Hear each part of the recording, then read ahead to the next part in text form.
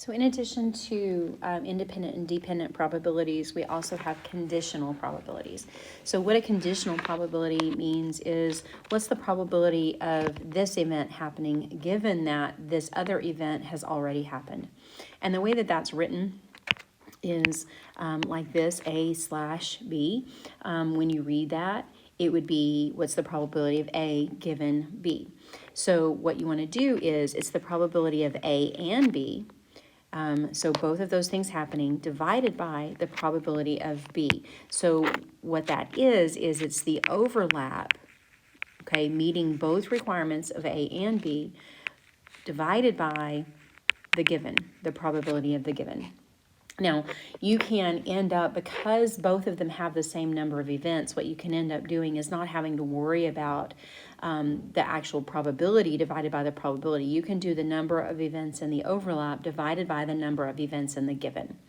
Okay, so that's what we're looking for, is the number of events in the overlap divided by the number of events in the given. So we have a couple of ways we can look at this. We've got a two-way table.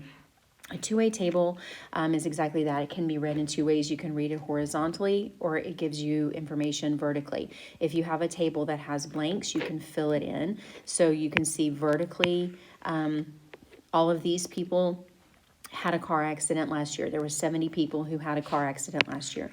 There were 685 who didn't, and this was a total of 755 people. And then horizontally, we have drivers using the mobile phone. So there were 325 drivers who used a mobile phone. There were 430 who didn't. And again, those numbers add to 755. So what we want to do is we want to look at these probabilities. And so remember what we're looking for when it says given. So when it has this symbol right here, you're looking for what's the probability of, you want the overlap over the people who meet the given. And this is your given piece. Your second part is always your given. And then meeting both of these requirements is your overlap. So what we want to look for on the table is you want to look for people who had an accident who were mobile phone users. So they have to be both.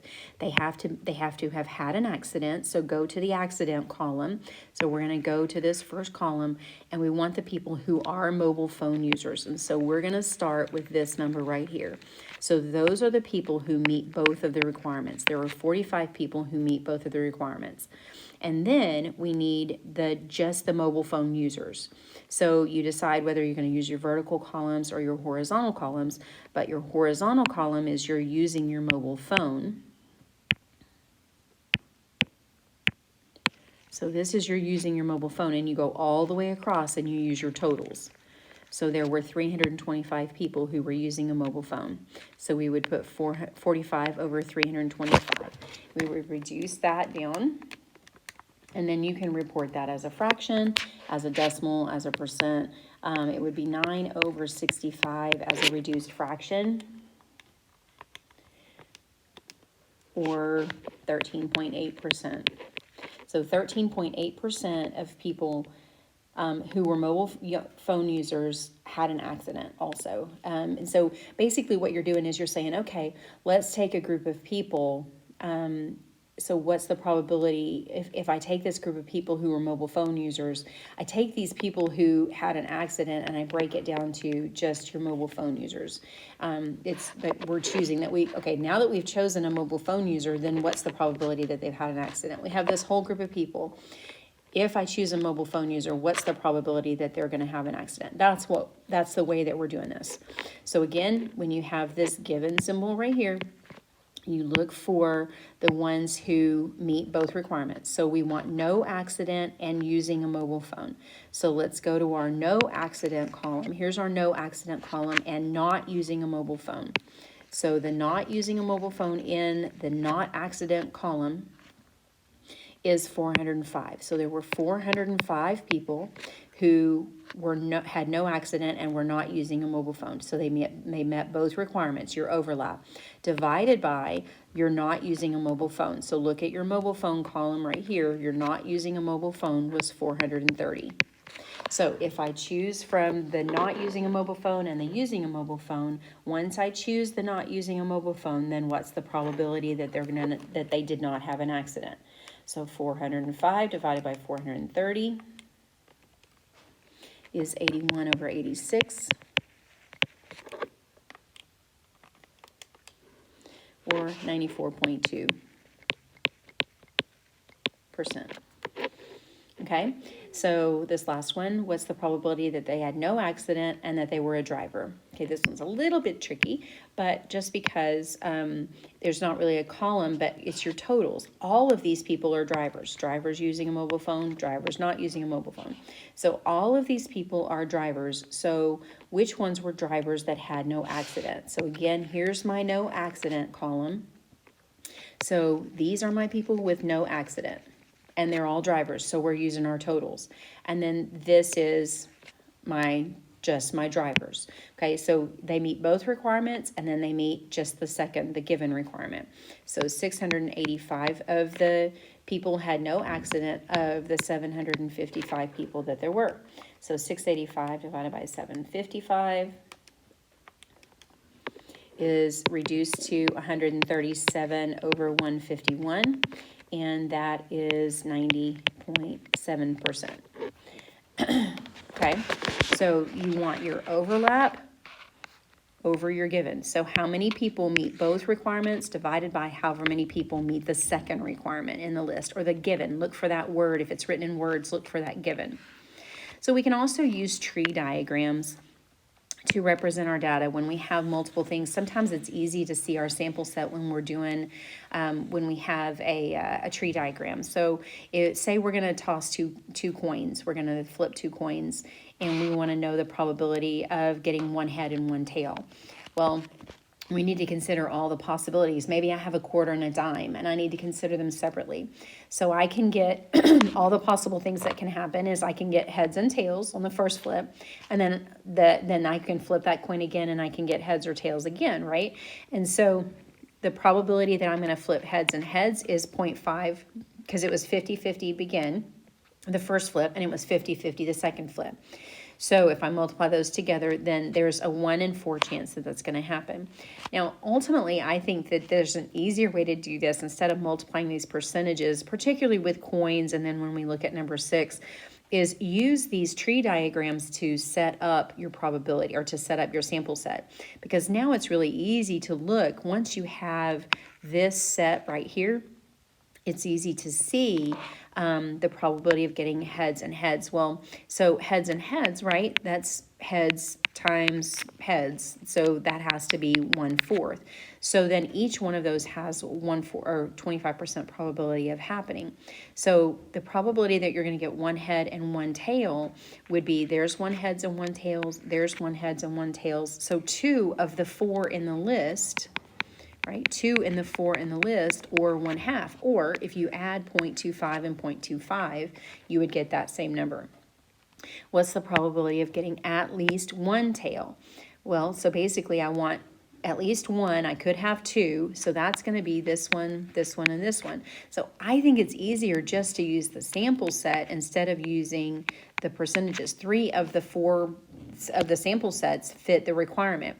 Or you can do 0.25 plus 0.25 plus 0.25, which is 0.75, which is the same thing. So you can use those multipliers that way. Now, when you have multipliers, particularly that are not 50-50, we have this tree diagram. I've already filled it in. So we're in a school, or we have a 10th graders in a school. 45% of them are boys, 55% of them are girls. And so we've got this first split right here. Then of the boys, 15% joined the government club and 85% did not. Of the girls, 20% joined and 80% did not. And so if I ask, what's the probability that a randomly selected person is a boy that joined the government club? What you want to do is you want to track that case. So first that they were a boy, then that they joined the government club. And so what you would do is you would multiply those percentages along that branch. So you'd have 0.45% that they were a boy. So there's a 45% chance that they're a boy. And then there's a 15% chance that they joined the government club. So you do 0.45 times 0.15, and you get, there's a 6.75% chance when you convert that to percentages. Now, what if I just wanted to know if they joined a government club? So in that case, then you would you have your 0.45, your 0.0675 here, join your government club, and then you've got your 55% of 20% or 20% of 55%. So your 0.55 times 0.2, that's 11% right here, or 0.11. And so if you add those two together, then you get that the probability that anybody in the 10th grade joined the government club is 17.75%. So this last one we have, so in this last one, again, you could set this up and do your percentages like we did in these previous two examples, but I think the tree diagram in this case is just easier to help set up your sample set. And then I think to answer the questions, it's easier to look at this, particularly because this is a given question. And so you want to look at first the number that meet both requirements over, right, the number of events that meet the second requirement. And so I think in this case, instead of multiplying your percentages, sorry about that, instead of multiplying the 0.5, 0.5, 0.5 across the board and then adding them all together, it's just easier to count. So sometimes you just want to use the tree diagram to set up your sample set. So here we've got this sample set. If I have three question true false quiz. So the question says, what is the probability that two of the questions have an answer of true and one has an answer of false? So we have two trues and a false, given that the answer to the second question is true. Okay, so remember that we're looking for our overlap over our given. Okay, so our overlap. So we want two trues and a false, and the second question is true. So two trues and a false, and the second question is true. So here's two trues and a false. Here's two trues and a false, but the second isn't true. So that one doesn't work.